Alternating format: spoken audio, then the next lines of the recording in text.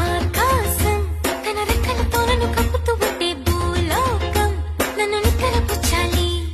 జాబిల్లి తన వెన్నెలతో నన్ను నిద్రలేపి రే అంతా తెగ అల్లరి చెయ్యాలి.